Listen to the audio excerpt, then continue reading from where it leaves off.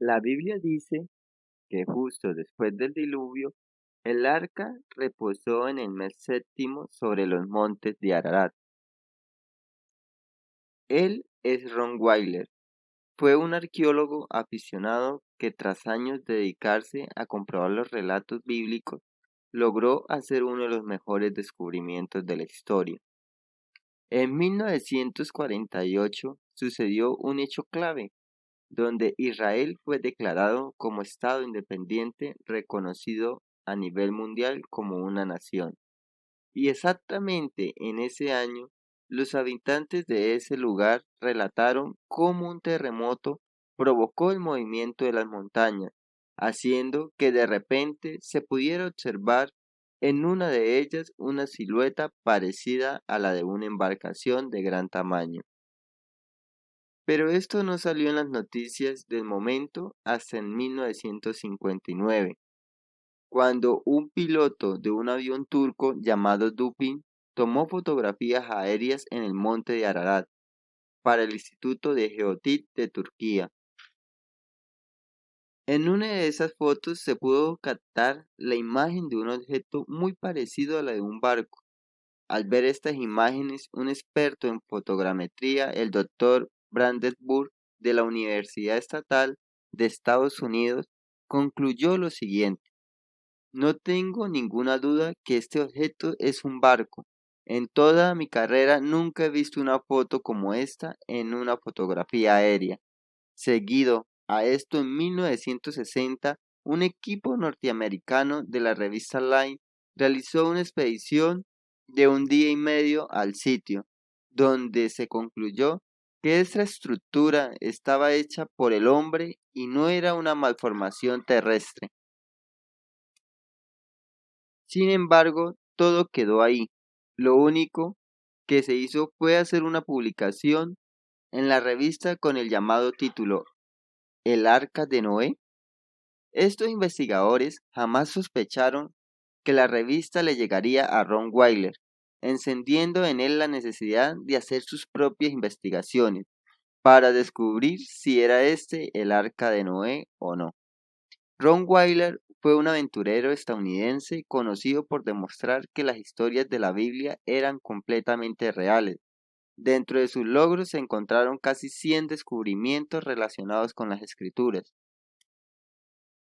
además de el que sería su mayor logro.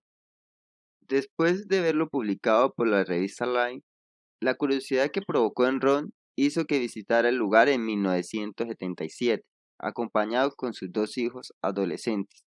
Al llegar allí encontraron unas extrañas rocas con descripciones que fueron conocidas como las anclas de piedra.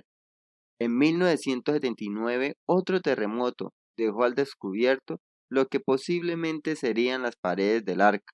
Cuando Ron miró las imágenes se convenció que esto pertenecía al buque encallado.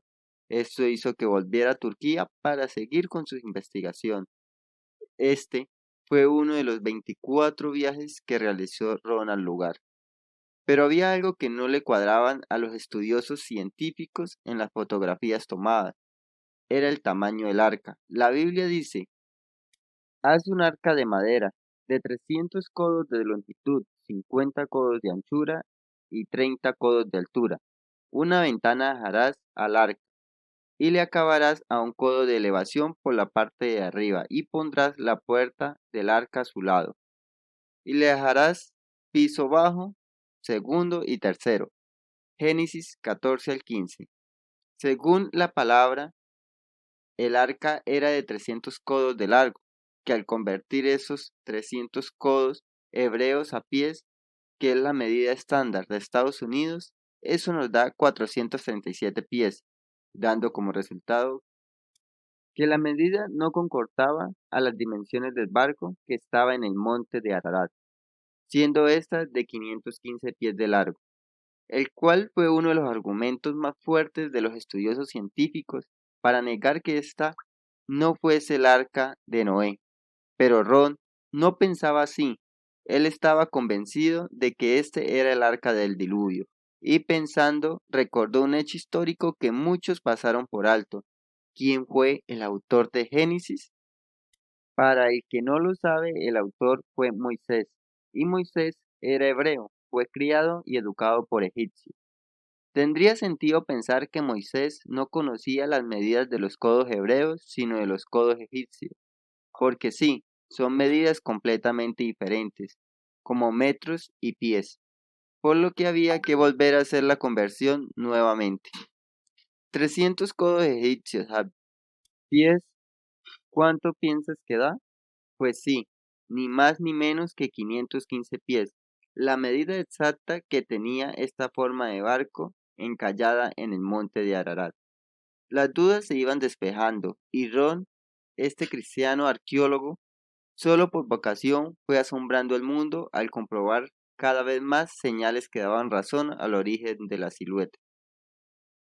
El siguiente paso fue escanear el lugar con un generador de frecuencia molecular, lo cual mostró líneas de hierro debajo de la Tierra.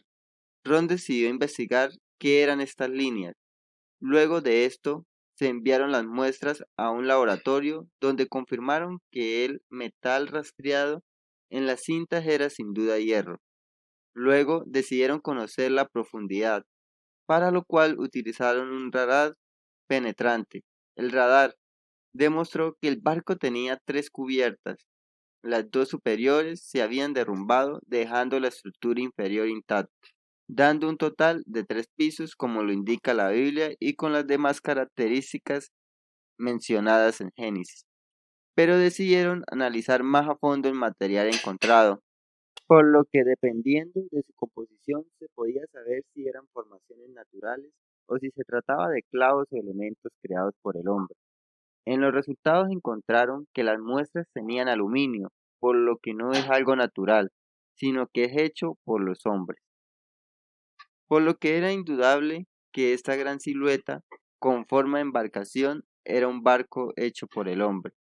Uno de los últimos hallazgos fue un pedazo de madera, el cual siendo analizado en una prueba de nivel de carbono, dando un nivel muy alto. En conclusión, pertenecía a un árbol antiguo que había sido petrificado por el tiempo. Ron Weiler pudo mostrar la madera recubierta en televisión. A pesar de esto, este descubrimiento no tuvo atención que merecía en las cadenas de televisión. Si hoy en día viajas a este país, encontrarás muchos carteles que presumen ser la sede oficial de la misma Arca de Noé. Pero esto no acaba ahí. Hay algo que debes saber sobre Ron Weiler. En Primera de Corintios 1, versículos 27 al 29, dice: Dios eligió lo que el mundo considera ridículo, para avergonzar a los que creen sabios, y escogió cosas que no tienen poder para avergonzar a los poderosos. Esto nos hace pensar que sorpresivamente Dios pudo haber elegido a gente como Ron Weiler, una persona que no tenía doctorados ni ninguna clase de título. Lo único que tenía era pasión por la palabra y por comprobarla. Uno pensaría que para hacer esos tipos de descubrimientos y comprobar la veracidad de la Biblia necesita un montón de plata, pero quizás solo necesita gente como Ron, gente que tenga pasión por Dios y que tenga la valentía de salir al mundo. Muchas personas preparadas para ir a hacer la obra. Lo que Dios necesita es que nuestro corazón arda por Él.